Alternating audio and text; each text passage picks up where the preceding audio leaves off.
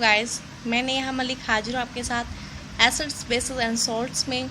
अब हम डिस्कस करने वाले हैं हमारे नेक्स्ट टॉपिक को, that is hydrated salts. Hydrated salts वो होते हैं जिनमें वाटर ऑफ मॉलिक्यूल्स प्रेजेंट होते हैं, sorry water of crystallization. Certain salts contain definite amount of some H2O molecules loosely attached to their own molecules. These are known as hydrated salts and are crystalline nature. भाई कुछ salts ऐसे होते हैं जिसमें certain amount of H2O molecules present होते हैं, जैसे 5H2O molecules हो गए। इस तरह उनमें अटैच्ड होते हैं, लूजली अटैच्ड होते हैं सॉल्ट्स के मॉलिक्यूल्स के साथ, और उन्हीं को हाइड्रेटेड सॉल्ट्स बोला जाता है और क्रिस्टलाइन नेचर के होते हैं वो। एग्जाम्पल देखते हैं। Salt, sodium carbonate, commercial name होता है वॉशिंग सोडा। इसमें 10H2O मॉलिक्यूल्स प्रेजेंट होते हैं, वाटर ऑफ क्रिस्टलाइजेशन, और वाइट कलर का होता है ये। मैग्नीशियम सल्फेट, एप्सम सॉल्ट इसको कमर्शियल नेम दिया जाता है, और इसमें 7H2O प्रेजेंट होते हैं, 7 मॉलिक्यूल्स प्रेजेंट होते हैं वाटर के, वाइट कलर का होता है। कैल्शियम सल्फेट, जिप्सम नाम होता है इसका कमर्शियली, इसमें 2H2O मॉलिक्यूल्स होते हैं, वाइट कलर का होता है ये भी। कॉपर सल्फेट, ब्लू विट्रोल इसका कमर्शियली नेम दिया जाता है, और 5H2O मॉलिक्यूल्स इसमें प्रेजेंट होते हैं। फेरस सल्फेट, ग्रीन विट्रोल इसका कमर्शियल नेम होता है, कलर इसका ग्रीन होता है, और 7H2O मॉलिक्यूल्स इसमें प्रेजेंट होते हैं। In coloured crystalline and hydrated salts the molecules of water of crystallisation also account for the characteristic colours.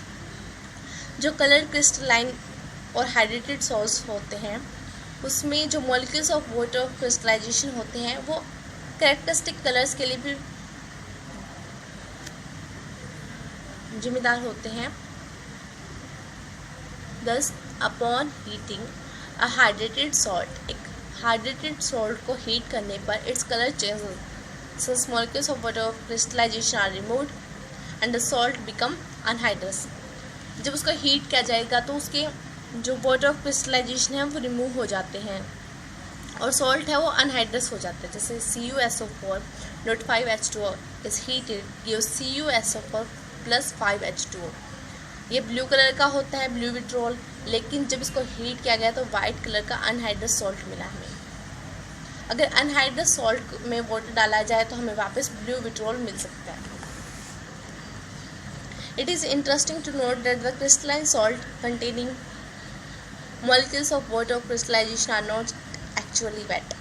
ये वेट नहीं होते, बल्कि जो वाटर मॉलिक्यूल्स हैं वो पार्ट होते हैं क्रिस्टल्स का। Upon heating these are released and the salt become anhydrous. जब हीट किया जाएगा तो ये जो मॉलिक्यूल्स हैं वो रिलीज हो जाते हैं और अनहाइड्रस हो जाता है हमारा salt.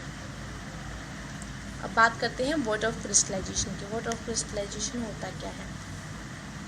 It is fixed number of water molecules present in crystalline salt. ये एक फिक्स नंबर होता है मॉलिक्यूल्स वाटर के प्रेजेंट होने का क्रिस्टलाइन सॉल्ट में। जैसे for example blue vitriol CuSO4 plus 5H2O, यहाँ पे 5H2O हैं, ये वाटर ऑफ क्रिस्टलाइजेशन है। ग्लोबल सॉल्ट में Na2SO4 डॉट 10H2O, सॉरी यहाँ पे प्लस प्लस साइन है, डॉट H2O होना चाहिए। 10H2O 10 वाटर ऑफ क्रिस्टलाइजेशन है। यहाँ पे जिप्सम में 2H2O है, ग्रीन विट्रोल में 7H2O है, वाइट विट्रोल में 7H2O है, एप्सम में 7H2O है। इसी के साथ हमारा एसिड बेस एंड सॉल्ट का कॉन्सेप्ट क्लियर होता है। I hope you have understood about acids, bases and salts everything.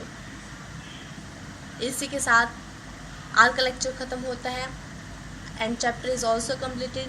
Thank you, have a nice day, take care, stay at home.